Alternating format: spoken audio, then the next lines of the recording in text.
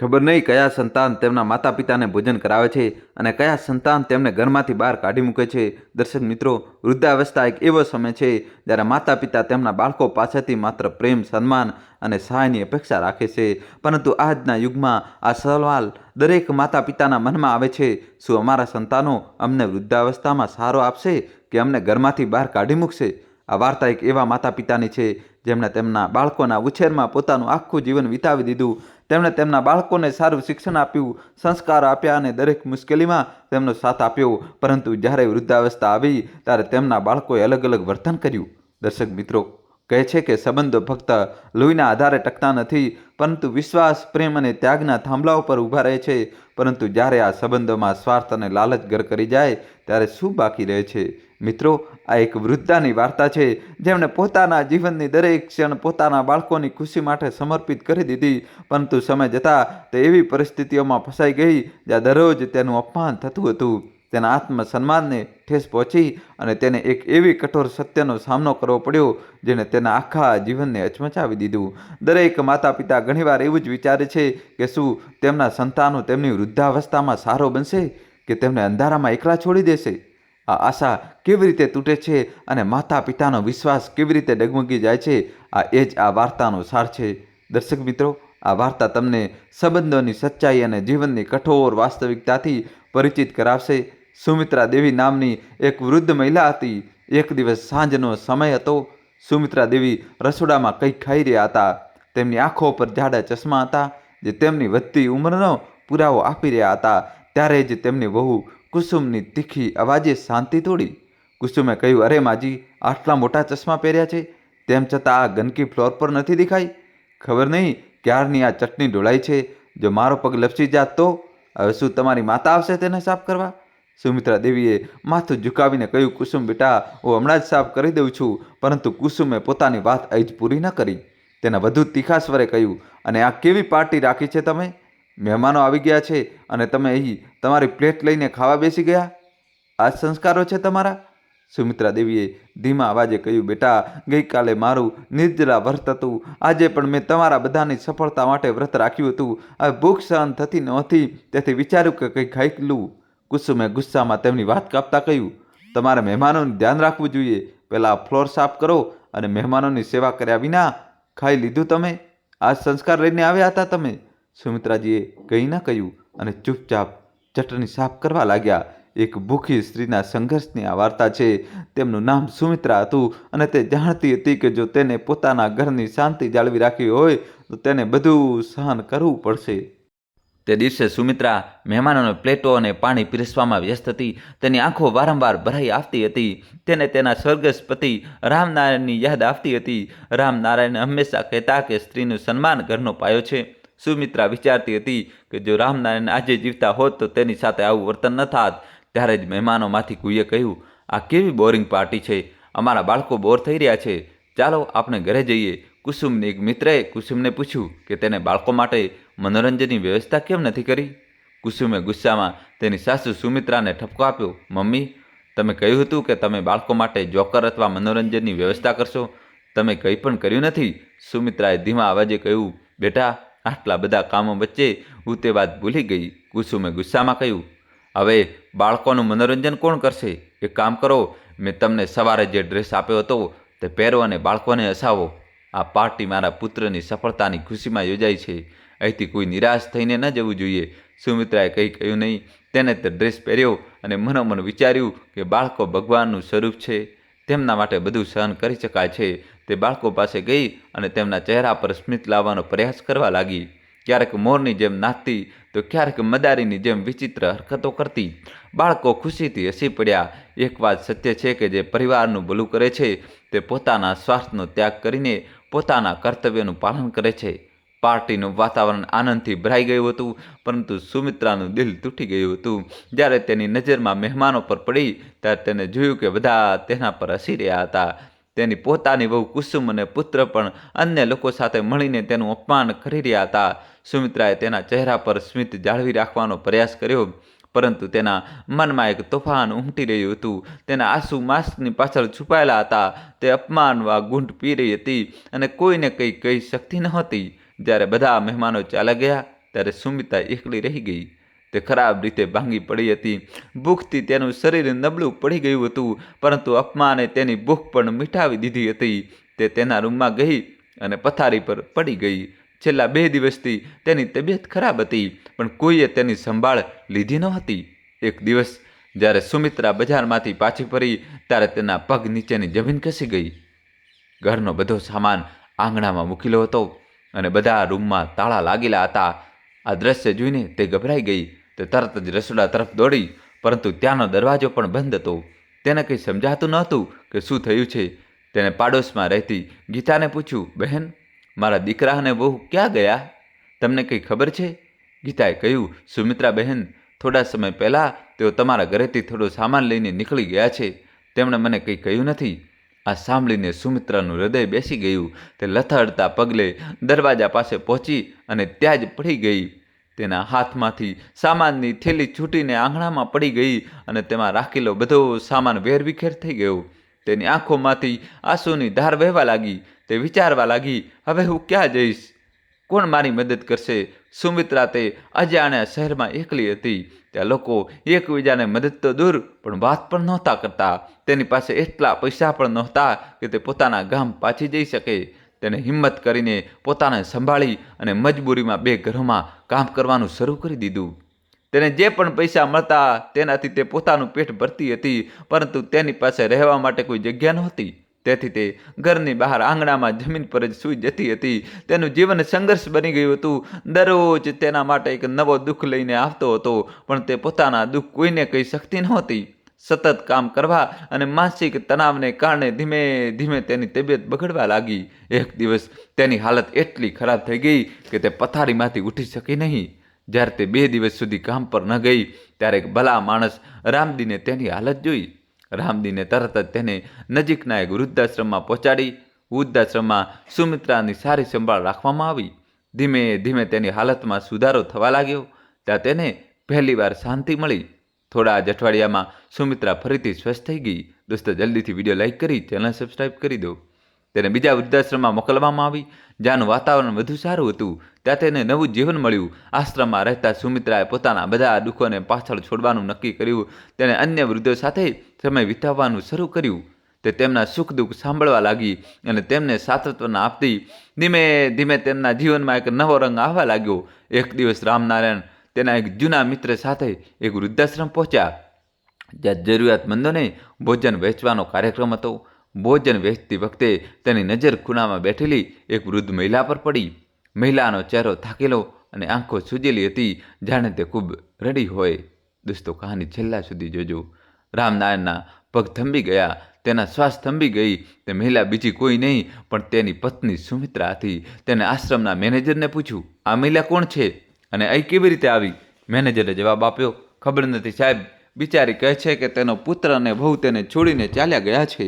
15 દિવસ પહેલાં એક માણસ તેને બેહોશીની હાલતમાં અહીં મૂકી ગયો હતો. ત્યારથી તે વારંવાર તેના પતિને યાદ કરીને રડતી રહે છે. આ સાંભળીને રામનારાયણની આંખોમાંથી આંસુની ધાર વહેવા લાગી.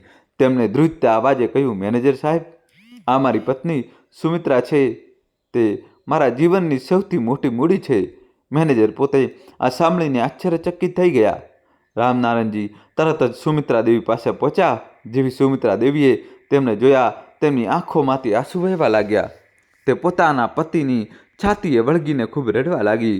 રામનારાયણજીએ સુમિત્રા દેવીને સાંત્વના આપતા કહ્યું, સુમિત્રા, આ બધું કેવી રીતે થયું? તું તો દિલ્હી ગઈ હતી દીકરા પાસે સારવાર કરાવવા, તો પછી અહીં કેવી રીતે પહોંચી? સુમિત્રા દેવીનો અવાજ રૂંધાઈ ગયો. તે કંઈ બોલી શકતી નહોતી. તેમની આંખો સામે વીતેલા દિવસોની બધી ઘટનાઓ ફરવા લાગી. દોસ્તો, કહાનીમાં નવો ટ્વિસ્ટ આવશે, છેલ્લા સુધી જોજો. ખરેખર વાર્તા એવી હતી કે રામનારાયણજી અને સુમિત્રા દેવીનો એક દીકરો અજય તેની પત્ની કુસુમ સાથે દિલ્હીમાં રહેતો હતો. રામનારાયણ અને સુમિત્રા પોતાના જૂના ઘરમાં રહેતા હતા. અચાનક સુમિત્રા દેવીની તબિયત ખરાબ રહેવા લાગી. રામનારાયણજીએ ચિંતા વ્યક્ત કરી, સુમિત્રા, તારી ખાંસી સારી નથી થઈ રહી. અહીંની દવાઓ અસર નથી કરતી. મને ડર છે કે આ બીમારી ગંભીર ન થઈ જાય. તારે દિલ્હી જઈને સારવાર કરાવવી જોઈએ. ત્યાં અજય પણ છે અને સારા ડૉક્ટરો પણ. સુમિત્રા દેવીએ કહ્યું, તમે મારી ચિંતા ન કરો, હું ઠીક છું. તમે અહીં એકલા છોડીને હું દિલ્હી કેવી રીતે જઈ શકું? તમારી નોકરીના ફક્ત 8 મહિના જ તો બાકી છે. પણ રામનારાયણજીએ ભારપૂર્વક કહ્યું, સુમિત્રા, દીકરા પાસે જવામાં ડરવાની શું વાત છે? તે ભલે ગમે તેવો હોય, જો દીકરો પોતાના માતા પિતાનું ધ્યાન રાખે તો કોઈ સમસ્યા ન થવી જોઈએ. ત્યારે જ અજયનો ફોન આવ્યો. તેણે માતાની તબિયત વિશે પૂછ્યું. રામનારાયણજીએ કહ્યું, તારી માતાની ખાંસી સારી નથી થઈ રહી. અજયે કહ્યું, પપ્પા, મેં ક્યારેય ના નથી પાડી કે તમે લોકો અહીં ના આવો. હું તો હંમેશા માતાને બોલાવું છું, સારવાર કરાવી દઈશું, પણ માતા તમને છોડીને આવવા જ નથી માંગતા. લોકો એવું જ વિચારતા હશે કે દીકરો ધ્યાન નથી આપતો. દોસ્તો, જલ્દીથી વિડીયો લાઈક કરી દો. માતા એક આ સાસુ અને એક માતા તરીકેની ફરજ નિભાવવી જોઈએ. અજયની વાત સાંભળીને રામનારાયણજીએ સુમિત્રા દેવીને ખૂબ સમજાવ્યું.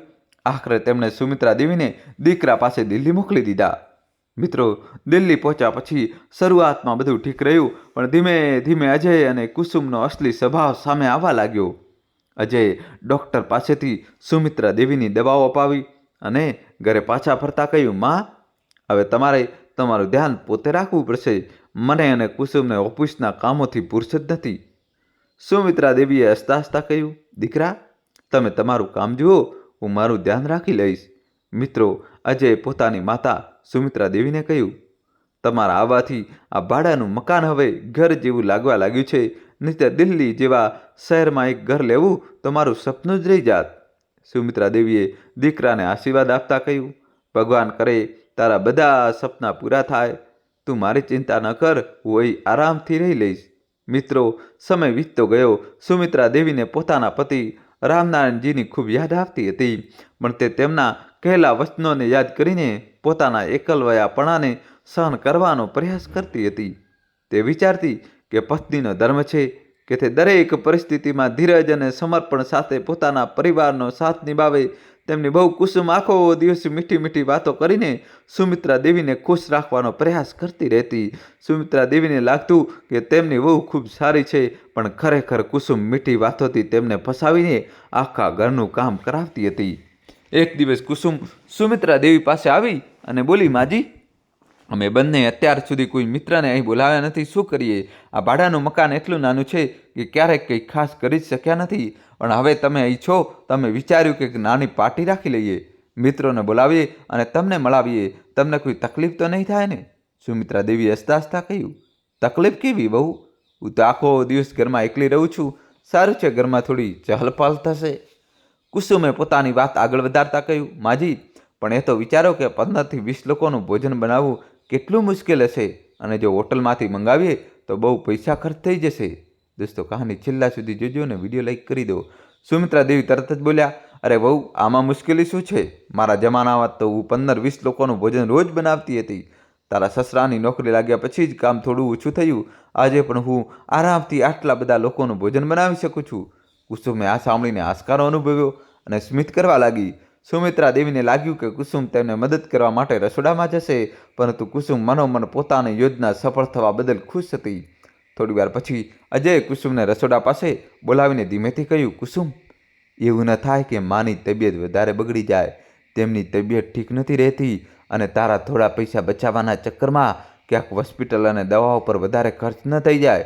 કુસુમે અજયની વાતને હસીને ટાળતા કહ્યું, અરે કંઈ નહીં થાય. માજી તો પોતે જ કહી રહ્યા છે કે તેઓ આરામથી ભોજન બનાવી શકે છે. વળી તેમને કંઈ ફરીથી ડૉક્ટર પાસે થોડા લઈ જવાના છે? જો તબિયત થોડી બગડી પણ ગઈ તો મેડિકલમાંથી કોઈ દવા લાવીને આપી દઈશું. હવે તું મારું મોં બંધ રાખ. મિત્રો, આ સાંભળીને અજય ચૂપ થઈ ગયો, પરંતુ તેના ચહેરા પર ચિંતા સ્પષ્ટ દેખાઈ રહી હતી. સુમિત્રા દેવીને એ સમજમાં ના આવ્યું કે તેમની વહુ અને દીકરો કઈ વાત પર ચર્ચા કરી રહ્યા છે. તેઓ પૂરા ઉત્સાહ સાથે રસોડામાં લાગી ગયા. તેમણે એકલા જ બધા માટે ભોજન બનાવ્યું. તેમનું નબળું શરીર ઘણીવાર તેમનો સાથ છોડવા લાગ્યું, પરંતુ તેમણે વહુ અને દીકરાની ખુશીઓ માટે બધું સહન કરી લીધું. તેમણે પોતાને આ દિલાસો આપ્યો, હું તો એક માં છું, બાળકો માટે થોડી તકલીફ સહન કરી લઈશ તો શું થઈ ગયું. મિત્રો, રજાનો દિવસ હતો. અજય અને કુસુમે પોતાના મિત્રોને ઘરે બોલાવવાનો કાર્યક્રમ બનાવ્યો. લગભગ 20 લોકો આવવાના હતા. સુમિત્રા દેવીએ કુસુમને મદદ કરવા માટે હા પાડી દીધી હતી, પરંતુ તેમને અંદાજ ન હતો કે બધું જ કામ તેમના માથે આવી જશે. સવારના 5 વાગ્યા હતા. સુમિત્રા દેવી રસોડામાં વ્યસ્ત હતી. તેમનું વ્રત પણ હતું, છતાં પણ તેઓ પૂરા મનથી બધા માટે સ્વાદિષ્ટ ભોજન બનાવવામાં લાગી રહ્યા હતા. મિત્રો, આ ઘટના તે સમયની છે જ્યારે કુસુમ આરામથી સૂઈ રહી હતી અને રસોડામાંથી વાસણ પડવાનો અવાજ આવ્યો. અજય તરત જ રૂમની બહાર આવ્યો અને બોલ્યો, માં, થોડો અવાજ ઓછો કરો. કુસુમ સૂઈ રહી છે, તેને તો માત્ર 1 દિવસ આરામ મળે છે અને તમે છો કે અવાજ કર્યા જ કરો છો. જો તમારાથી આ કામ નહોતું થતું તો તમે આ કેમ પાડી? સુમિત્રા દેવીએ ધીમા અવાજે કહ્યું, બેટા, માફ કરજે, હવેથી ધ્યાન રાખીશ, કોઈ અવાજ નહીં થાય, તું જા અને સૂઈ જા. અજયના ગયા પછી સુમિત્રા દેવી વિચારવા લાગ્યા, મેં તો વહુની મદદ કરવા માટે આ પાડી હતી, પણ મને શું ખબર હતી કે બધું કામ મારી જ જવાબદારીમાં આવી જશે. સાચું કહેતા હતા મારા પતિદેવ, હું વિચાર્યા વગર હા પાડી દઉં છું.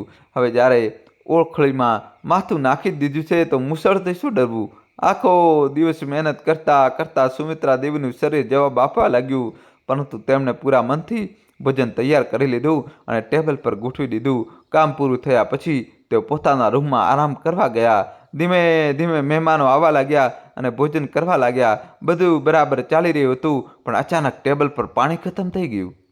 કુસુમ ઝડપથી સુમિત્રા દેવીના રૂમમાં આવી અને ગુસ્સામાં બોલી, માજી, શું તમારા ઘરમાં આ જ રિવાજ છે? મહેમાનો આવે તો ભોજન સામે મૂકી દો અને પોતે આરામ કરવા જતા રહો. બધાને પાણીની જરૂર છે અને તમે એ આરામથી સૂઈ રહ્યા છો. જલ્દીથી 2 બોટલ પાણી લઈને મૂકી દો. સુમિત્રા દેવી કંઈ કહી શકે તે પહેલાં જ કુસુમ ત્યાંથી જતી રહી. સુમિત્રા દેવી ચૂપચાપ પાણીની બોટલો લાવ્યા અને ટેબલ પર મૂકી દીધી. ત્યારે જ કુસુમની એક બહેનપણીએ કહ્યું, અરે, અહીં જમીન પર ચટણી પડી ગઈ છે, તેને સાફ કરાવી દો, નહીં તો અમારા કપડાં ખરાબ થઈ જશે. દોસ્તો, જલ્દીથી વિડીયો લાઈક કરી ચેનલ સબસ્ક્રાઈબ કરી દો. કુસુમે બહેનપણી તરફ જોઈને હસતા હસતા કહ્યું, અરે મમ્મીજી છે ને, તમે તેને સાફ કરી દો. સુમિત્રા દેવીએ પોતાની વહુ તરફ જોયું. કદાચ આ આશાએ કે તે કંઈ કહેશે, પણ કુસુમે કંઈ ના કહ્યું. મજબૂરીમાં સુમિત્રા દેવીએ ચૂપચાપ ચટણી સાફ કરી દીધી. મિત્રો, આજ તે દિવસ હતો જ્યારે સુમિત્રા દેવીનું આત્મસન્માન સંપૂર્ણ રીતે કચડી નાખવામાં આવ્યું હતું. રાત સુધીમાં પાર્ટી ખતમ થઈ ચૂકી હતી. બધા મહેમાનો જતા રહ્યા હતા. સુમિત્રા દેવી થાકી ચૂક્યા હતા. તેમણે વિચાર્યું કે હવે આરામ કરશે, પરંતુ ત્યારે જ કુસુમ તેમની પાસે આવી અને બોલી, માજી, મારી બહેનપણીઓની વાતનું ખોટું ન લગાડતા, હું તો બસ મજાક કરી રહી હતી. ચાલો હવે તમે ભોજન કરી લો અને બધું કામ પતાવી દો. સહાય કરવા બદલ આભાર. હું પણ તમારી થોડી મદદ કરી દઈશ. સુમિત્રા દેવીએ થાકેલા અવાજે કહ્યું, વહુ, મારી તબિયત સારી નથી, હું કાલે સવારે ઉઠીને બધું કામ કરી દઈશ. પણ કુસુમે કહ્યું, માજી, કાલે સોમવાર છે, મારે ઓફિસે જવાનું છે, તમે તો ઘરે જશો. ચાલો જલ્દીથી કંઈ ખાઈ લો અને કામ પૂરું કરી દો. એમ કહીને કુસુમ કપડાં બદલવા પોતાના રૂમમાં જતી રહી. સુમિત્રા દેવીએ કંઈ પણ કહ્યા વગર ધીમે ધીમે બધું કામ પૂરું કર્યું. તેમને લાગ્યું કે કદાચ વહુને કામ પૂરું કરવામાં મદદ કરવી એ જ તેમનું કર્તવ્ય છે. લગભગ રાત્રે 2 વાગ્યે સુમિત્રા દેવીએ બધું કામ પૂરું કર્યું. તે પોતાના રૂમમાં ગયા અને પથારી પર પડી ગયા. તેમની ભૂખ મરી ગઈ હતી. તેઓ માત્ર રડતા રડતા સૂઈ ગયા. મિત્રો, જે વ્યક્તિ વડીલોનું સન્માન નથી કરતો તે ક્યારેય સાચા સુખનો અનુભવ કરી શકતો નથી. સવાર થઈ સુમિત્રા દેવી ઉઠ્યા તો તેમણે જોયું કે કુસુમ તેમના પગ પાસે બેઠી હતી અને તેમના તળિયા પર તેલ લગાવી રહી હતી. સુમિત્રા દેવી આશ્ચર્યથી ઉઠીને બેસી ગયા અને બોલ્યા, વહુ, આ શું કરી રહી છે? મારી તબિયત તો બરાબર છે ને? કુસુમે મગરના આંસુ પાડતા કહ્યું, માજી, મને માફ કરી દો. કાલે મારી કારણે તમે બહુ થાકી ગયા હશો. આજે મને ખૂબ ઠપકો આપ્યો. તેને કહ્યું હતું કે હું તમારી પાસે આટલું કામ કેમ કરાવું છું. હવે હું ઘરે રહીને તમારી સેવા કરીશ. મિત્રો, સુમિત્રા દેવીને વહુ કુસુમની વાત સાંભળીને ખૂબ ખુશી થઈ. તેમણે કહ્યું, વહુ, તે મારા માટે આટલું વિચાર્યું એ જ મારા માટે પૂરતું છે. માતા અને બાળકો માટે કામ કરવામાં ક્યારેય તકલીફ નથી થતી. બસ જો બાળકો પ્રેમથી તેની સાથે વાત કરે અને થોડું સન્માન આપે તો તેને બીજું કંઈ જોઈતું નથી. તે દિવસે સુમિત્રા દેવી કુસુમના શબ્દોથી એટલા ખુશ થયા કે તેમણે ગઈકાલનો બધો દુઃખ ભૂલાવી દીધો અને વહુના શબ્દોને સાચા માની લીધા. સાંજે અજય સુમિત્રા દેવી પાસે આવ્યો. તેનો ચહેરો ઉતરી ગયો હતો. તેને કહ્યું, માં, આખરે કેટલા દિવસ આપણે ભાડાના મકાનમાં રહીશું? દર મહિને 30 થી 35 હજાર ભાડામાં જાય છે. રાશન, વીજળીનું બિલ અને બીજા ખર્ચા પછી સમજાતું નથી કે આ જીવન આમ જ પસાર થઈ જશે કે આપણું પોતાનું પણ ઘર હશે. સુમિત્રા દેવીએ દીકરાની વાત સાંભળીને તેને સમજાવતા કહ્યું, બેટા, તારા પિતાજીએ શહેરમાં આટલું મોટું ઘર બનાવ્યું છે, શું તે તારું નથી? અજય જવાબ આપ્યો, માં, હું શહેરની વાત નથી કરી રહ્યો. મારું સપનું હતું કે દિલ્હીમાં હું મારું પોતાનું ઘર બનાવું. વિચાર્યું હતું કે પિતાજીના રિટાયરમેન્ટ પછી તમે બંનેને અહીં લઈ આવીશ, જેથી આપણે સાથે રહી શકીએ અને હું તમારી સારી રીતે દેખભાળ કરી શકું. પણ હવે લાગે છે કે આ સપનું ક્યારેય પૂરું નહીં થાય. દોસ્તો, કહાનીમાં જોડાયેલા રહેજો. હજી કહાની બાકી છે. વિડીયો લાઇક કરીને ચેનલ સબસ્ક્રાઈબ કરી દો તમારા ભાઈ માટે જલ્દીથી જલ્દી. દીકરે ફ્લેટ લાખવાની આ વાત કરી. જ્યારે તો ફ્લેટ પર પહોંચ્યા તો સુમિત્રા દેવીને મોટો આઘાત લાગ્યો. અજય કહ્યું હતું કે 3 રૂમનો ફ્લેટ લઈ રહ્યો છે, પણ આ ઘર તો જૂનું અને સેકન્ડ હેન્ડ નીકળ્યું. કુસુમે તરત કહ્યું, માજી, આ નીચેનો રૂમ તમારો છે. વારંવાર સીડીઓ ચડવામાં તમને તકલીફ થશે, એટલે તમે નીચે જ રહો. સમય વીતતા સુમિત્રા દેવીને ખબર પડી કે ફ્લેટ ફક્ત 20 લાખ રૂપિયામાં ખરીદવામાં આવ્યો હતો. બાકીની રકમ અજય અને કુસુમે પોતાના ફાયદા માટે વાપરી લીધી હતી. સુમિત્રા દેવીને ધીમે ધીમે સમજ આવવા લાગ્યું કે તેમને ઈલાજના બહાને દિલ્હી એટલા માટે બોલાવવામાં આવ્યા હતા, જેથી તેમની પાસેથી પૈસા પડાવી શકાય. આ ઘર કુસુમના નામ પર હતું અને બાકીના પૈસા પણ અજય પોતાના અંગત ખર્ચામાં લગાવી દીધા હતા. તેમનું દિલ તૂટી ગયું. તેમને હવે સમજાયું કે દીકરાના મોહ અને વહુની મીઠી વાતોમાં ફસાઈને તેમણે પોતાની આજીવન કમાણી ગુમાવી દીધી. મિત્રો, કહેવાય છે કે અતિ વિશ્વાસ ક્યારેય વિનાશનું કારણ બને છે. નિર્ણય લેતા પહેલાં દરેક પાસા પર વિચાર કરવો જોઈએ. મિત્રો, થોડા દિવસો પછી સુમિત્રા દેવીએ અજય અને કુસુમથી પોતાના નગર પાછા જવાની વાત કરી. કુસુમે ખુશી ખુશી તેમને જવાની પરવાનગી આપી દીધી, કારણ કે તેમનો હેતુ પૂરો થઈ ચૂક્યો હતો. મિત્રો, સુમિત્રા દેવીને એ વાતનો અહેસાસ નહોતો કે તેમનો દીકરો અને વહુ તેમની સાથે એક વધુ મોટી છેતરપિંડી કરવાના છે. દોસ્તો, જલ્દીથી વિડીયો લાઇક કરી ચેનલ સબસ્ક્રાઈબ કરી દો. એક દિવસ જ્યારે સુમિત્રા દેવી શાકભાજી લેવા બજારમાં ગયા, ત્યારે અજય અને કુસુમ ફરવા જવાના બહાને ઘરની બહાર નીકળી ગયા અને તેમને તેમના હાલ પર છોડી દીધા. જ્યારે સુમિત્રા દેવી પાછા ફર્યા તો ઘરને તાળું લાગેલું હતું. આ એ જ દિવસ હતો જ્યારે સુમિત્રા દેવી એકલા રહી ગયા અને એક ભલા માણસે તેમને વૃદ્ધાશ્રમ પહોંચાડ્યા. મિત્રો, જ્યારે વૃદ્ધાશ્રમમાં રામનારાયણજીએ પોતાની પત્નીને જોઈ અને આખું સત્ય જાણ્યું તો તેમનું હૃદય તૂટી ગયું. સુમિત્રા દેવીએ આંસુઓમાં ડૂબીને આખી કહાની સંભળાવી કે કેવી રીતે અજય અને કુસુમે તેમની સાથે છેતરપિંડી કરી. રામનારાયણજીએ ઊંડો શ્વાસ લેતા કહ્યું, સુમિત્રા, હવે દીકરા પર કેસ કરીને પણ શું કરીશું? પરંતુ આ ઘાવ આપણને અંદરથી ખાતો રહે છે. જે દીકરા પર આપણને ગર્વ હતો તેણે જ આપણી સાથે છેતરપિંડી કરી. સુમિત્રા દેવી અને રામનારાયણજીએ સાથે રહેવાનો નિર્ણય કર્યો, પરંતુ દીકરા અને વહુના વિશ્વાસઘાતે તેમના હૃદયને છલની કરી દીધું. મિત્રો, એક દિવસ સુમિત્રા દેવીએ અજયને ફોન કર્યો. તેમણે સીધું જ પૂછ્યું, અજય, તે અમારી સાથે આવી છેતરપિંડી કેમ કરી બેટા? જો મા બાપ જ પોતાના બાળકો પર વિશ્વાસ ન કરી શકે તો પછી કોણ કરશે? અજય શરમ વિના જ કહ્યું, માં, જો કુસુમ લોન લઈ લેત તો ભવિષ્યમાં અમે મોટું ઘર કેવી રીતે ખરીદી શકત? અને શું થયું જો મકાન તેના નામે લેવામાં આવ્યું? આમ પણ તમારા મૃત્યુ બાદ બધું અમારું જ થવાનું હતું, એટલે મેં તમારું નામ હટાવી દીધું. મિત્રો, આ સાંભળીને સુમિત્રા દેવી અને રામનારાયણજીનું હૃદય તૂટી ગયું. સુમિત્રા દેવીએ કહ્યું, બેટા, એક માને દુઃખી કરીને કોઈ વ્યક્તિ સુખી નથી રહી શકતી. તારી પત્નીએ મારી સાથે જે વ્યવહાર કર્યો તે તો મેં સહન કરી લીધો, પરંતુ તે જે છેતરપિંડી કરી તેની સજા તને જરૂર મળશે. યાદ રાખજે, એક માનો શ્રાપ ક્યારેય વ્યર્થ નથી જતો. ધીમે ધીમે સમય વીત્યો. બીજી બાજુ કુસુમની નોકરી જતી રહી અને અજયનો ધંધો ખોટમાં જતો રહ્યો. તે એટલા દેવામાં ડૂબી ગયા કે નવું મકાન વેચવા સિવાય બીજો કોઈ રસ્તો બચ્યો ન હોય. આખરે તેમના પાછા એ જ ભાડાના મકાનમાં રહેવું પડ્યું. મિત્રો, એક દિવસ અજય રડતો રડતો પોતાના માતા પિતા પાસે પહોંચ્યો. તેમણે આજીજી કરતાં કહ્યું, બાબુજી, હું દેવામાં ડૂબી ગયો છું. જો તમે થોડી મદદ કરી દો તો મારું જીવન સુધરી શકે છે. રામનારાયણજીએ શાંત સ્વરે કહ્યું, અજય, શું તને યાદ છે 6 મહિના પહેલાં તેમને કેવા સપના બતાવ્યા હતા? તે તારી માને દિલ્હી બોલાવીને તેમની સાથે કેવો વ્યવહાર કર્યો હતો, અને હવે તું મદદ માંગવા આવ્યો છે? હું સ્પષ્ટ કહું છું, અમારી પાસે તારા માટે કંઈ નથી. સુમિત્રા દેવીએ ગુસ્સામાં કહ્યું, અજય, દિલ્હીમાં તે જે કર્યું તે હું ક્યારેય ભૂલી શકતી નથી. મકાન તો તારું જ થવાનું હતું, તો પછી મારી સાથે છેતરપિંડી કરવાની શું જરૂર હતી? તને મારો શ્રાપ લાગ્યો છે. રામનારાયણજીએ આગળ કહ્યું, અજય, અમે અહીંનું ઘર તારી બહેનના નામે કરી દીધું છે. હવે અમે તારી સાથે કોઈ સંબંધ રાખવા માંગતા નથી. દોસ્તો, કહાનીમાં હવે નવો ટ્વિસ્ટ આવશે. છેલ્લા સુધી જોજો. વિડીયો લાઇક કરી દો. ફરી અહીં ના આવતો અને અમને ફોન પણ ન કરતો. અમને એવા બાળકોની જરૂર નથી જે પોતાના જ માતા પિતાને દગો આપે. અજય પોતાના માતા પિતાના ઘરના દરવાજા પર માથું પછાડતો બેસી રહ્યો. તેને રડતા રડતા કહ્યું, બાબુજી, મને માફ કરી દો, હું ખૂબ ખોટો હતો. હવે સમજાયું છે કે મા બાપના આશીર્વાદ કેટલા જરૂરી હોય છે.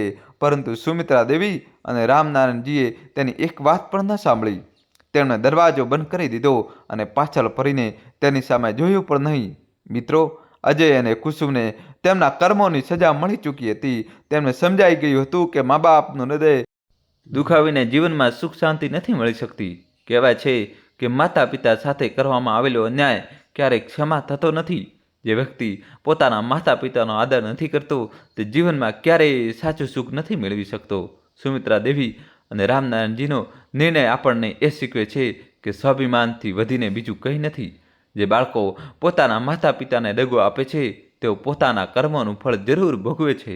દોસ્તો, શું સુમિત્રા દેવી અને રામનારાયણજીનો નિર્ણય સાચો હતો? શું આવા બાળકોને માફ કરવા જોઈએ? તમારો અભિપ્રાય કોમેન્ટમાં જરૂર જણાવો. દર્શકગણ, આગળ આપણે જાણીશું કે આખરે કઈ સંતાન વૃદ્ધાવસ્થામાં મા બાપને રોટલો આપે છે અને કઈ સંતાન બેઇજ્જત કરીને ઘરની બહાર કાઢી મૂકે છે. દર્શકગણ, તમારો સમય કષ્ટ ન કરતા કથાનો આરંભ કરીએ. મિત્રો, આ ફક્ત એક વાર્તા નથી, પરંતુ એક અરીસો છે જે આપણને આપણા અંદર જોવાનો અને એ સમજવાનો અવસર આપે છે કે લાલચ અને જૂઠાણાનું પરિણામ હંમેશા ખરાબ હોય છે, જ્યારે સત્ય અને ક્ષમાના માર્ગ પર ચાલવાનો નિર્ણય આપણને શાંતિ અને સુખ તરફ લઈ જાય છે. આ વાર્તાના દરેક પળમાં એક શીખ છુપાયેલી છે. આ આપણને વિચારવા મજબૂર કરે છે કે શું આપણે આપણા જીવનના નિર્ણયો સાચા લઈ રહ્યા છીએ? શું આપણે આપણા સંબંધો અને સચ્ચાઈને સમજવાની કોશિશ કરી રહ્યા છીએ? મિત્રો, આ ફક્ત એક સફર નથી, પરંતુ એક સંદેશ છે જે આપણને જીવનની સાચી દિશા બતાવે છે. દોસ્તો, કહાની છેલ્લા સુધી જોજો. શહેરના વ્યસ્ત 4 રસ્તા પર ટ્રાફિક જામ લાગ્યો હતો. ગાડીઓની લાંબી કતાર, લોકોની બેચેની અને ચારેય બાજુ કોલાહલ. આ દ્રશ્ય તે 4 રસ્તા પર સામાન્ય હતું. રસ્તાની બાજુમાં જરૂરિયાતમંદ લોકો પોતાની રોજિંદી મથામણમાં લાગેલા હતા. કેટલાક નાના બાળકો ખુલ્લા પગે ગાડીઓ પાસે દોડતા હતા, તો કેટલીક મહિલાઓ પોતાના બાળકોને ખોળામાં લઈને મદદની આશામાં ઊભી હતી. આ ભીડમાં એક ચલકતી સફેદ ગાડી ધીમે ધીમે આગળ વધી રહી હતી. ગાડીમાં બેઠેલા વ્યક્તિનું નામ અરવિંદ હતું. તે એક મોટા ઉદ્યોગપતિ અને શહેરના પ્રતિષ્ઠિત વ્યક્તિ હતા. અરવિંદે પોતાના ડ્રાઈવરને કહ્યું, રાજુ, ગાડી ધીમી ચલાવ. લાગે છે કે ટ્રાફિક હળવો થવામાં હજુ સમય લાગશે. ગાડીની ગતિ ધીમી થતાં જ રસ્તાની બાજુમાં ઊભેલી કેટલીક મહિલાઓ જે ફાટેલા તૂટેલા કપડાં પહેરેલી હતી ગાડી પાસે આવી ગઈ. તેમના ચહેરાની કરચલીઓ અને થાકેલી આંખો તેમની મુશ્કેલીઓની કહાની કહી રહી હતી. દોસ્તો, કહાની છેલ્લા સુધી જોજો અને વિડીયો લાઈક કરી ચેનલ સબસ્ક્રાઈબ કરી દો. મહિલાઓએ અરવિંદની ગાડીની બારી પર ટકોરા મારવા માંડ્યા. તેના હાથમાં નાના નાના બાળકો હતા, જેમની હાલત જોઈને કોઈ પણ વ્યક્તિ દ્રવી ઉઠે. અરવિંદે ગાડીનો કાચ નીચે કર્યો. મહિલાઓએ હાથ જોડીને મદદની ગુહાર લગાવી. તેમની અવાજમાં દર્દ અને લાચારી હતી. અરવિંદે પોતાના પર્સમાંથી 1000ની નોટો કાઢી અને તે મહિલાઓને આપવા લાગ્યા. થોડી જ પળોમાં ત્યાં ઊભેલી 4 મહિલાઓના હાથમાં પૈસા પહોંચી ગયા. મહિલાઓ અરવિંદને દુઆઓ આપવા લાગી, પરંતુ ત્યારે જ 2 અન્ય મહિલાઓ ગાડી તરફ ભાગતી આવી. તેમાંથી એકે કહ્યું, સાહેબ, અમને તો કંઈ મળ્યું જ નહીં. અરવિંદે પોતાના ડ્રાઈવરને કહ્યું, રાજુ, ગાડી થોડી ધીમી કરી લો. જે બાકી રહી ગઈ છે તેમને પણ પૈસા આપી દઉં. તેમણે ફરીથી પોતાના પર્સમાંથી પૈસા કાઢ્યા અને તે મહિલાઓને પણ આપવા લાગ્યા. જેવી જ તેમણે બીજી મહિલાને પૈસા આપવા માટે માથું ઊંચકાવ્યું, તેમની નજર તે મહિલા પર પડી. અચાનક તેમનો ચહેરો ગંભીર થઈ ગયો. એવું લાગ્યું જાણે સમય થંભી ગયો હોય. તેમની આંખો તે મહિલાના ચહેરા પર અટકી ગઈ અને તેઓ સતબત થઈ ગયા. તે મહિલાનું નામ સરિતા હતું. તે ફાટેલી સાડીમાં હતી, વાળ ગૂંચવાયેલા હતા અને ચહેરો ધૂળથી ભરેલો હતો. તેની હાલત એવી હતી કે તેને ઓળખવી મુશ્કેલ હતી, પરંતુ અરવિંદ માટે તે ચહેરો ભૂલાયેલો ન હતો. તે ભૂતકાળના સ્તરોને ખોલતો એક જાણીતો ચહેરો હતો. મિત્રો, અરવિંદની આંખોમાં પ્રશ્નોનો પૂર ઉમટી પડ્યો. તેમની હોશ જાણે ઉડી ગયા હતા. મહિલાઓએ જોયું કે અરવિંદ સરિતાને ટગર ટગર જોઈ રહ્યા છે. સરિતાએ પણ અરવિંદને ઓળખી લીધો હતો. તેમની નજરો મળી. થોડી પળો માટે સમય થંભી ગયો. સરિતાની આંખો શરમ અને દુઃખથી ઝૂકી ગઈ. અરવિંદ માટે આ પળ ભાવનાઓનું તોફાન લઈને આવ્યું હતું. યાદ રાખો, જીવનમાં જ્યારે પણ કોઈને મદદ કરવાનો અવસર મળે તેને હાથમાંથી જવા ન દો. આ માત્ર બીજાના જીવનમાં પ્રકાશ નથી લાવતો, પણ તમારી આત્માને પણ શાંતિ આપે છે. દોસ્તો જલ્દીથી વિડીયો લાઇક કરી ચેનલ સબસ્ક્રાઈબ કરી દો અને છેલ્લા સુધી જોજો. ચોક પર ઊભેલી મહિલાઓની ભીડ વચ્ચે જ્યારે અરવિંદની નજર સરિતા પર પડી ત્યારે તેમના મનમાં વીતેલા સમયની યાદો ઉમટી પડી. તેઓ સતબદ્ધ થઈ ગયા. સરિતાની દયનીય સ્થિતિ, ફાટેલી સાડી, વિખરાયેલા વાળ અને નિસ્તેજ ચહેરો જોઈને તેમનો વિશ્વાસ નહોતો થતો કે આ તે જ મહિલા છે જે ક્યારેક તેમના જીવનનો એક મહત્વનો ભાગ હતી. અરવિંદે તરત જ ડ્રાઈવરને ગાડી રોકવા કહ્યું અને બારીમાંથી સરિતાને પૂછ્યું, તું અહીં કેવી રીતે? સરિતાએ તેમને ઓળખી લીધા. તેની આંખોમાં શરમ અને દર્દ સ્પષ્ટ દેખાઈ રહ્યા હતા. તેણે માથું ઝુકાવી લીધું અને કંઈ પણ કહેવામાં અસમર્થ રહી. અરવિંદે ગાડીનો દરવાજો ખોલ્યો અને તેને બેસવાનો ઈશારો કર્યો. સરિતાએ થોડીવાર ખચકાટ પછી ગાડીમાં જગ્યા લીધી. ગાડીની આસપાસ ઊભેલી મહિલાઓ અને દુકાનદારો વચ્ચે હલચલ મચી ગઈ. તેઓ અંદરો અંદર કાનમાં વાતો કરવા લાગ્યા કે આટલી મોંઘી ગાડીમાં આ વ્યક્તિ તેને કેમ બેસાડી રહ્યો છે. કેટલાક લોકોએ બૂમ પાડીને પૂછ્યું, સાહેબ, આ મહિલા કોણ છે જેને તમે તમારી ગાડીમાં બેસાડી રહ્યા છો? શું તેને જબરજસ્તી તો નથી બેસાડી? અરવિંદે ગાડી રોકી અને શાંત સ્વરમાં કહ્યું, અમારી ઓળખાણની છે, તેને કોઈએ જબરજસ્તી નથી બેસાડી. મિત્રો, સરિતાએ પણ તેમની વાતનું સમર્થન કર્યું. જ્યારે લોકોને સંતોષ થયો ત્યારે અરવિંદે ડ્રાઈવરને ગાડી ચલાવવાનો આદેશ આપ્યો. ગાડીમાં બેઠેલા અરવિંદે કહ્યું, રાજુ, કોઈ સારી હોટલ પર ગાડી રોકજે. સરિતાને કંઈ ખાવા પીવા અને નવા કપડાની જરૂર છે. થોડીવાર પછી ગાડી શહેરની એક મોટી હોટલ સામે રોકાઈ. અરવિંદ સરિતાને હોટલની અંદર લઈ જઈને એક ટેબલ પર બેસાડી. તેમણે વેઇટરને તરત ખાવાનું લાવવાનો આદેશ આપ્યો અને ડ્રાઈવરને પાસેના બજારમાંથી નવી સાડી અને અન્ય કપડાં લાવવા કહ્યું. સરિતાને હોટલમાં આટલું સન્માન અને ભોજન જોઈને કંઈ સમજાઈ રહ્યું નહોતું. તેના હાથ ધ્રુજી રહ્યા હતા અને આંખોમાંથી આંસુ વહી રહ્યા હતા. અરવિંદે કહ્યું, પહેલાં ખાવાનું ખા, પછી આરામથી કપડાં બદલી લેજે. નાઈ ધોઈને તૈયાર થઈ જા, પછી આપણે વાત કરીશું. દોસ્તો, કહાની છેલ્લા સુધી જોજો. સરિતાએ ચૂપચાપ ખાવાનું ખાધું અને ડ્રાઈવર દ્વારા લાવેલા નવા કપડાં લઈને બાથરૂમમાં ચાલી ગઈ. થોડીવાર પછી તે તૈયાર થઈને બહાર આવી. અરવિંદે તેને જોઈ અને એક લાંબો શ્વાસ લેતા બોલ્યા, તારા ચહેરો તો તે જ છે, પણ સમયે તને કેટલી બદલી દીધી છે. થોડી પળ માટે શાંતિ છવાઈ રહી. પછી અરવિંદે કહ્યું, તારી આ હાલત કેવી રીતે થઈ? આ વાત હું પછી પૂછીશ. હમણાં મારા એક જરૂરી કામથી દિલ્હી જવાનું છે. તેમણે સરિતાને પોતાનો નંબર આપતા કહ્યું, એથી તું ક્યાંય જતી નહીં. હું કાલે પાછો આવું છું અને ત્યારે તને મળીને વાત કરીશ. સરિતાએ કંઈ પણ ન કહ્યું, બસ માથું ઝુકાવી લીધું. અરવિંદે હોટેલમાંથી નીકળતા પહેલાં મેનેજરને સરિતાનું ધ્યાન રાખવાનો આદેશ આપ્યો અને ડ્રાઈવરને કહ્યું કે તે સરિતાને સુરક્ષિત હોટલમાં છોડીને તેમની સાથે દિલ્હી ચાલે. મિત્રો, અરવિંદ માટે દિલ્હીમાં સમય વિતાવવો મુશ્કેલ થઈ રહ્યો હતો. એક મોટો બિઝનેસ સોદો તેમની સામે હતો, પરંતુ તેમનું મન સરિતા અને તેની દયનીય હાલતના પ્રશ્નોમાં અટવાયેલું હતું. હોટલના રૂમમાં આખી રાત તેમને ઊંઘ ના આવી. જ્યારે પણ તેઓ આંખો બંધ કરતા, સરિતાનો ચહેરો અને ભૂતકાળની યાદો તેમની સામે આવી જતી. આ યાદ રાખો કે મિત્રો, કે કોઈની સ્થિતિ જોઈને તેને આંકવાને બદલે તેની મદદ કરવાનો પ્રયાસ કરવો જોઈએ. બની શકે છે કે તમારી એક નાની મદદ કોઈની જિંદગી બદલી શકે. અરવિંદે સરિતાને હોટલમાં સુરક્ષિત છોડી, પરંતુ સરિતા ત્યાં વધારે વાર ન રોકાઈ. તેને ત્યાં સારું નહોતું લાગી રહ્યું અને તેને વિચાર્યું, ખબર નહીં અરવિંદ પાછો આવશે કે નહીં. તે પોતાના નાના રૂમમાં પાછી ફરી, જેને તે પોતાનું ઘર કહેતી હતી. આ એક સાંકડી અને જર્જરિત ઓરડી હતી, જ્યાં તે કોઈ રીતે પોતાની જિંદગી વિતાવી રહી હતી. બીજા દિવસે જ્યારે અરવિંદ દિલ્હીથી પાછા ફર્યા તો સૌથી પહેલાં તેમણે હોટલના મેનેજરને સરિતા વિશે પૂછ્યું. મેનેજરે જવાબ આપ્યો, સાહેબ, એ તો કાલ જ અહીંથી ચાલી ગઈ હતી. અરવિંદે તરત તે ચોક તરફ ગાડી લીધી જ્યાં તેમણે સરિતાને જોઈ હતી, પરંતુ સરિતા ત્યાં પણ ન મળી. અરવિંદે ત્યાં ઊભેલી મહિલાઓને પૂછ્યું, તમે તે મહિલાને જોઈ છે જે ગઈકાલે અહીં હતી? મહિલાઓએ જવાબ આપ્યો, સાહેબ, તે હવે આ ચોક પર નથી, કદાચ બીજા ચોક પર મળી જાય. તે અહીં આસપાસ ભીખ માંગે છે. પણ તમે કેમ પૂછી રહ્યા છો? શું તે તમારી કોઈ સગા છે?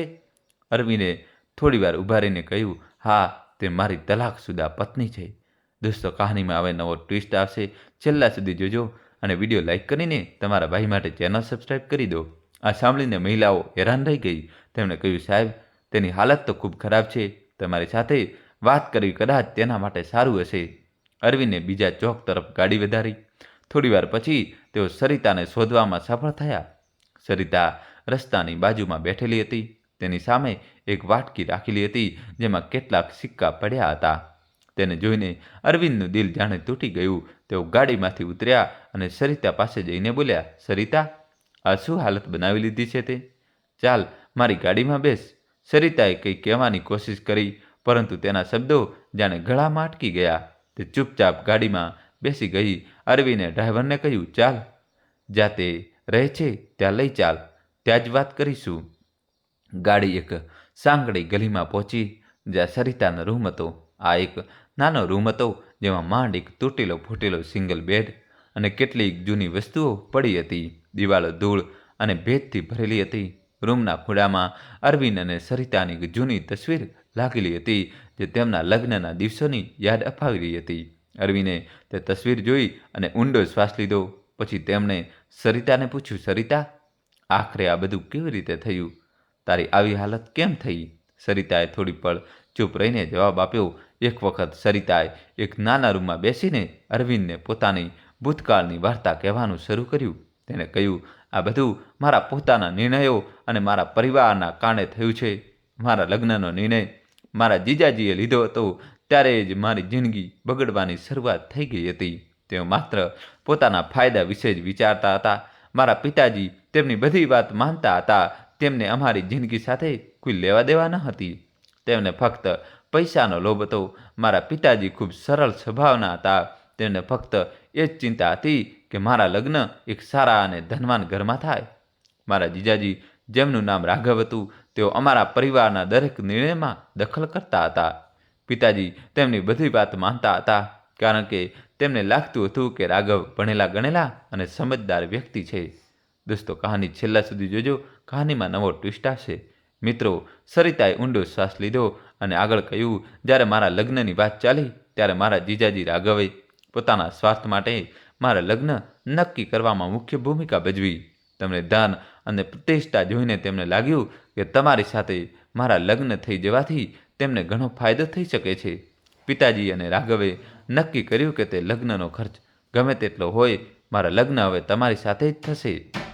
સરિતાએ ભાવુક થઈને કહ્યું, તેમણે ખૂબ ધામધૂમથી અમારા લગ્ન કરાવી દીધા, પણ મને સમજાયું નહીં કે મારી જિંદગીનો સૌથી મોટો નિર્ણય બીજાના સ્વાર્થ માટે લેવામાં આવી રહ્યો હતો. અરવિંદ શાંતિથી તેની વાત સાંભળી રહ્યો હતો. સરિતાએ આગળ કહ્યું, લગ્ન પછી જ્યારે હું તમારા ઘરે આવી ત્યારે તમારા પરિવારના સભ્યો ખૂબ સારા હતા. તમારી માતા તો એટલા સરળ અને દયાળુ હતા કે તેમણે મને ક્યારેય કોઈ વાત માટે કંઈ કહ્યું નહીં. પરંતુ મારા પિયરમાંથી મારા જીજાજીની દખલગીરી પૂરી ન થઈ. તેઓ મને સતત એવું સમજાવતા રહ્યા કે તમારા પરિવારના લોકો મને પસંદ નથી કરતા. તેઓ તમારા વિરુદ્ધ વાતો કરતા હતા અને ધીમે ધીમે મારા મનમાં તમારા પરિવારના લોકો સામે નફરત ભરવા લાગ્યા. અરવિંદે ધીમેથી પૂછ્યું, તો શું તે ક્યારેય એવું વિચાર્યું કે તારા જીજાજી જે વાતો કહે છે તે ખોટી પણ હોઈ શકે છે? સરિતાએ માથું ઝુકાવીને કહ્યું, હવે મને એ અહેસાસ થાય છે કે તે બધું ખોટું હતું, પણ ત્યારે હું તેમની વાતોમાં આવી ગઈ હતી. તેમણે મારા મનમાં એ વાત બેસાડી દીધી હતી કે હું તમારા ઘરમાં ખુશ રહી શકું તેમ નથી. તેમણે મને પિયરમાં વારંવાર બોલાવી અને તમારા પરિવારના વિરુદ્ધ ભડકાવી. હું પણ તે સમયે એટલી નાદાન હતી કે મેં તમારા પરિવારના પ્રેમ અને સચ્ચાઈને નજરઅંદાજ કરી દીધો. તે થોડીવાર માટે રોકાઈ અને પછી બોલી, મેં ઘરમાં ખોટા ઝઘડા શરૂ કરી દીધા. તમારી માતા જે એટલી દયાળુ હતી, મારા વર્તનથી દુઃખી થઈ જતા હતા. હું વારંવાર માને ફોન કરતી હતી અને દરેક વખતે તમારા વિરુદ્ધ ફરિયાદ કરતી હતી. ધીમે ધીમે આપણા વચ્ચે અંતર વધવા લાગ્યું. અરવિંદે ઊંડો શ્વાસ લીધો અને કહ્યું, સરિતા, સંબંધો પરસ્પર સમજણ અને વિશ્વાસથી ચાલે છે, પણ તે આ બંને વસ્તુઓને તારા જીજાજી અને પિયરની વાતો પર કુરબાન કરી દીધી. સરિતાની આંખોમાં આંસુ આવી ગયા. તેને કહ્યું, તમે સાચું કહી રહ્યા છો. મારા જીજાજીએ મારી નબળાઈઓનો ફાયદો ઉઠાવ્યો. તેમણે મને અને મારા પરિવારને એ વિશ્વાસ અપાવ્યો કે તલાક લેવો એ જ મારા હિતમાં છે. દોસ્તો, કહાની છેલ્લા સુધી જોજો. હવે નવો ટ્વિસ્ટ આવશે. તેમણે મારા પિતાજીને એવું કહીને રાજી કરી લીધા કે આનાથી પણ સારો અને અમીર છોકરો મને મળી શકે છે. મેં તમારા વિરુદ્ધ કેસ કર્યો જેમાં તેમણે મારી મદદ કરી. તે સમયે મને સમજાયું નહીં કે તેઓ મારા માટે નહીં પણ તમારા પૈસા માટે આવું કરી રહ્યા હતા. આ સાંભળીને અરવિંદની આંખો ગુસ્સાથી લાલ થઈ ગઈ. તેને કહ્યું, પછી શું થયું? સરિતાએ ગળગળા અવાજે કહ્યું, 2 વર્ષ સુધી કેસ ચાલ્યો. અંતે કોર્ટે ચુકાદો આપ્યો, જેમાં મને 30 લાખ રૂપિયા આપવાનો આદેશ આપવામાં આવ્યો. તમે કોઈ પણ દલીલ કર્યા વિના તે રકમ તરત જ મારા ખાતામાં જમા કરાવી દીધી. તે પૈસા મારા ખાતામાં આવી ગયા અને હું એવું વિચારીને ખુશ હતી કે હવે મારી જિંદગી સારી થઈ જશે. દોસ્તો, કહાની હજુ બાકી છે. જોડાયેલા રહેજો. વિડીયો લાઈક કરીને તમારા ભાઈ માટે ચેનલ સબસ્ક્રાઈબ. પણ ત્યારે મને ખબર ન હતી કે આ પૈસા મારા વિનાશની શરૂઆત હતા. અરવિંદના દિલમાં દર્દની એક વધુ લહેર દોડી ગઈ. તેમણે કહ્યું, સરિતા, તે તારા નિર્ણયોથી માત્ર તારી જિંદગી જ બરબાદ નથી કરી, પણ આપણા સંબંધોને પણ ખતમ કરી દીધા. પણ હું તારી મદદ કરવાનો પ્રયાસ કરીશ. મિત્રો, આ વાર્તા આપણને શીખવે છે કે બીજાની વાતોમાં આવીને લીધેલા નિર્ણયો માત્ર સંબંધોને જ બરબાદ નથી કરતા, પરંતુ જીવનને પણ મુશ્કેલ બનાવી દે છે. સંબંધોમાં વિશ્વાસ અને સંવાદ સૌથી મહત્વપૂર્ણ હોય છે. જીવનના મોટા નિર્ણયો પોતે વિચારી સમજીને લેવા જોઈએ અને બીજાના ઈરાદાઓને ઓળખતા શીખવું જોઈએ. લોભ અને જૂઠથી પ્રેરાઈને ક્યારેય કોઈ પગલું ન ભરવું જોઈએ. મિત્રો, સંબંધોને સાચવવાનો પ્રયાસ કરો, કારણ કે એકવાર તૂટેલા સંબંધોને જોડવા સરળ નથી હોતા. સરિતાએ પોતાના ભૂતકાળના પાના ઉઠલાવીને પોતાની દર્દભરી વાર્તા આગળ વધારી. તેણે અરવિંદને કહ્યું, તલાક પછી જ્યારે મારા જીજાજી રાઘવને મારા ખાતામાં આવેલા પૈસા વિશે ખબર પડી, ત્યારે તેમણે તરત જ મને જાત જાતની યોજનાઓ સમજાવવાનું શરૂ કરી દીધું. તેમણે કહ્યું કે મારે એક પ્લોટ ખરીદી લેવો જોઈએ. આનાથી મારા પૈસા સુરક્ષિત રહેશે અને પ્લોટની કિંમત પણ સમય સાથે વધતી રહેશે. તેમણે એવું પણ કહ્યું કે આનાથી મારા બીજા લગ્નમાં મદદ મળશે, કારણ કે તલાકશુદા હોવાને કારણે મને સારા સંબંધો મળશે નહીં. સરિતાનો અવાજ ધીમો અને ભરાયેલો હતો. તેણે કહ્યું, મને આ બધું સાચું લાગ્યું. મારા પિતાજી અને રાઘવે પણ તેમની વાતોનું સમર્થન કર્યું. તેમણે મને કહ્યું કે રાઘવ કહે તે પ્રમાણે કરવું જ ઠીક રહેશે. મેં તેમના પર વિશ્વાસ કર્યો અને મારા બધા પૈસા, લગભગ 30 લાખ રૂપિયા, તેમણે બતાવેલા પ્લોટમાં રોકી દીધા. તે સમયે મને અહેસાસ ન હતો કે આ મારી સૌથી મોટી ભૂલ હતી. અરવિંદે ઊંડો શ્વાસ લેતા પૂછ્યું, અને પછી શું થયું? સરિતાએ કહ્યું, તે પ્લોટ રાઘવના નામે રજિસ્ટર્ડ હતો. મેં વિચાર્યું હતું કે તેઓ હંમેશા મારો સાથ આપશે, પણ જેમ જેમ સમય વીત્યો તેમ તેમ તેમનો અસલી ચહેરો સામે આવવા લાગ્યો. તેમણે મારા પૈસાનો ઉપયોગ પોતાની જરૂરિયાતો માટે કરવાનું શરૂ કરી દીધું. આ દરમિયાન મારા પિતાજી અને માતા પણ બીમાર રહેવા લાગ્યા અને થોડા સમય પછી તેમનું નિધન થઈ ગયું.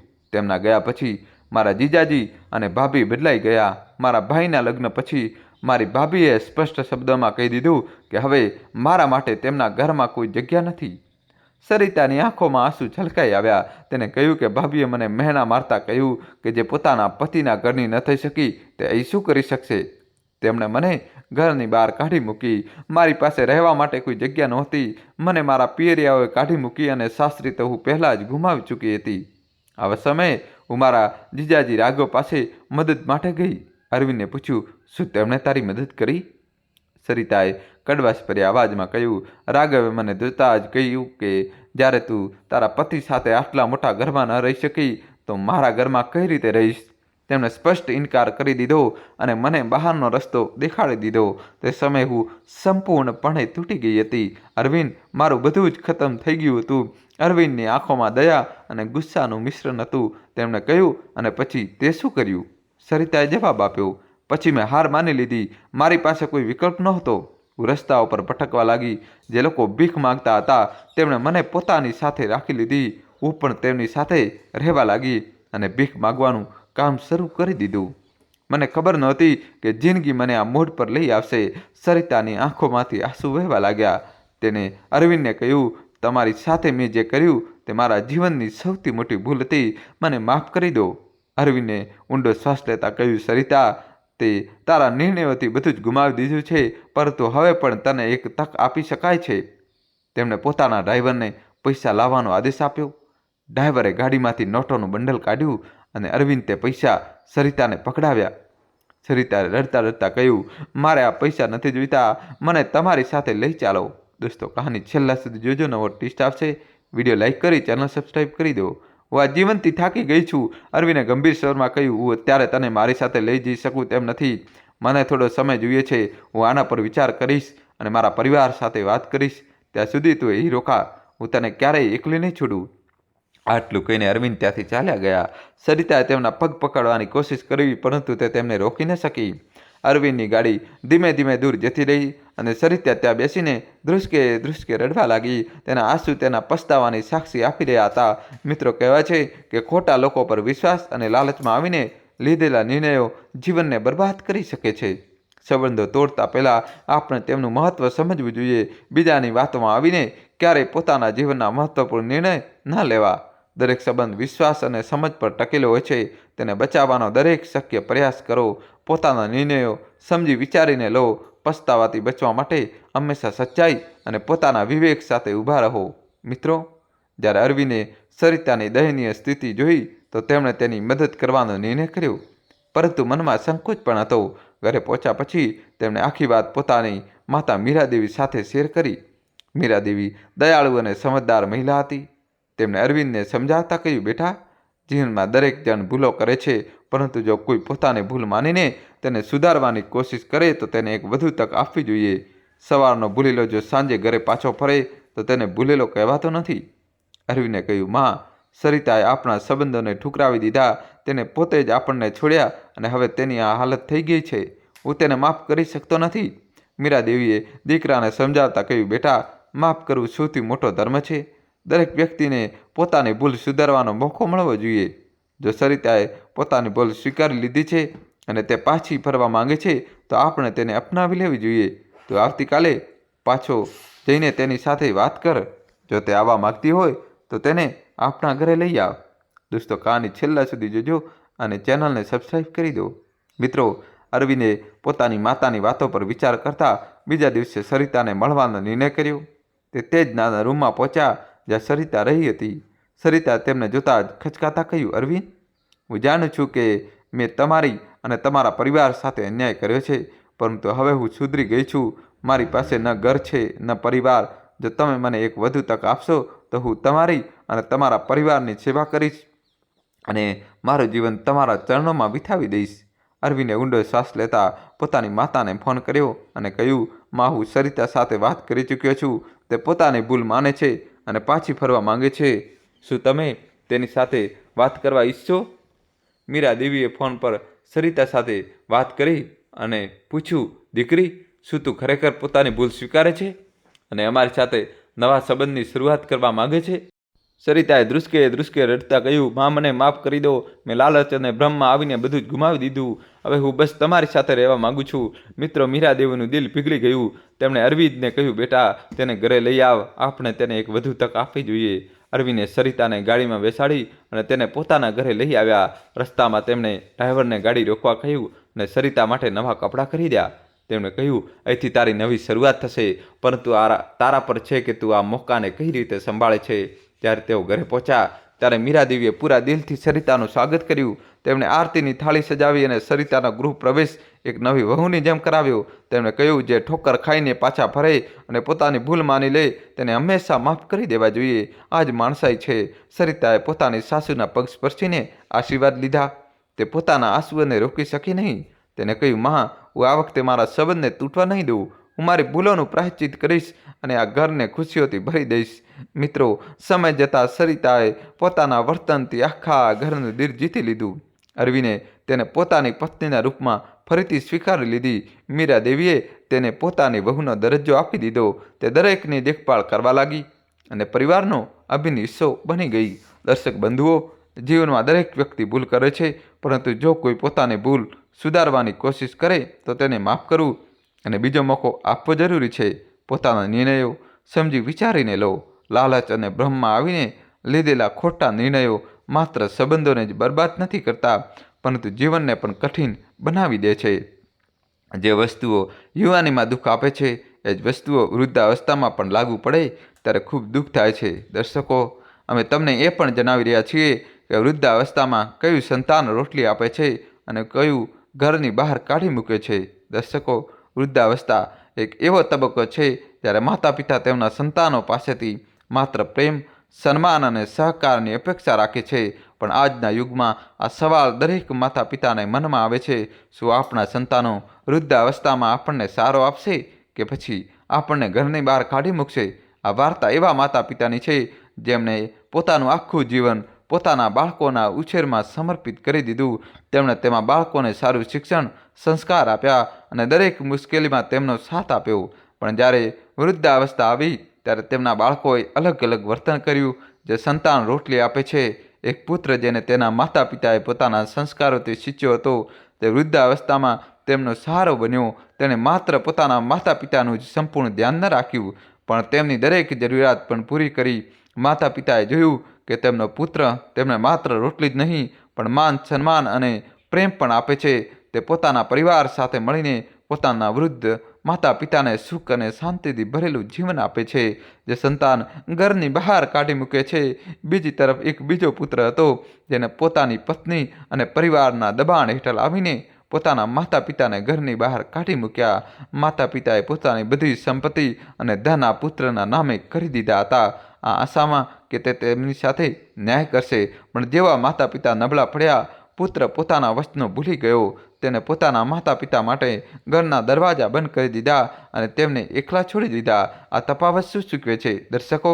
આ વાર્તા આપણને શીખવે છે કે દરેક સંતાન એક જેવું નથી હોતું. કેટલાક પોતાના માતા પિતાનો સહારો બને છે તો કેટલાક તેમને બોજ સમજવા લાગે છે. આ તફાવત માત્ર બાળકોની વિચારસરણીનો જ નહીં પણ માતા પિતાના ઉછેર અને તેમને આપેલા શિક્ષણનું પણ પરિણામ છે. માતા પિતાએ આ 3 વાતો સમજવી જોઈએ. સંભાળીને નિર્ણય લો, પોતાની સંપત્તિ અને ધનનો યોગ્ય સમય અને યોગ્ય રીતે ઉપયોગ કરો. બાળકોને સંસ્કાર શીખવાડો. બાળકોને નાનપણથી જ માતા પિતાના મહત્ત્વ અને સેવાના મહત્ત્વ વિશે સમજાવો. આર્થિક સુરક્ષા જાળવી રાખો. પોતાની વૃદ્ધાવસ્થા માટે આર્થિક રીતે સ્વતંત્ર રહેવાની યોજના બનાવો. યાદ રાખો, જે સંતાન પોતાના માતા પિતાનું સન્માન કરે છે તે જીવનમાં સાચું સુખ મેળવે છે, અને જે સંતાન પોતાના માતા પિતાનું દિલ દુખાવે છે તેમનો અંત પણ દુઃખદ હોય છે. તો દર્શકો, આ તમારા પર નિર્ભર છે કે તમે તમારા માતા પિતાને કઈ શ્રેણીમાં રાખો છો. રોટલી આપનાર સંતાન કે ઘરની બહાર કાઢી મૂકનાર સંતાન? આ વિશે તમારો શું અભિપ્રાય છે? કોમેન્ટમાં જરૂર જણાવો. જય શ્રી રાધે કૃષ્ણ. અને દોસ્તો, તમે કયા ગામ, કયા શહેરથી આ સ્ટોરી જોઈ રહ્યા છો? તમારા ગામનું નામ, શહેરનું નામ કમેન્ટ્સમાં જણાવવું જ પડશે. અને વિડીયો લાઇક કરીને તમારા ભાઈ માટે જલ્દીથી દોસ્તો ચેનલ સબસ્ક્રાઈબ કરી દો. જલ્દીથી જલ્દી મિત્રો. થેન્ક યુ, ધન્યવાદ, દિલથી આભાર.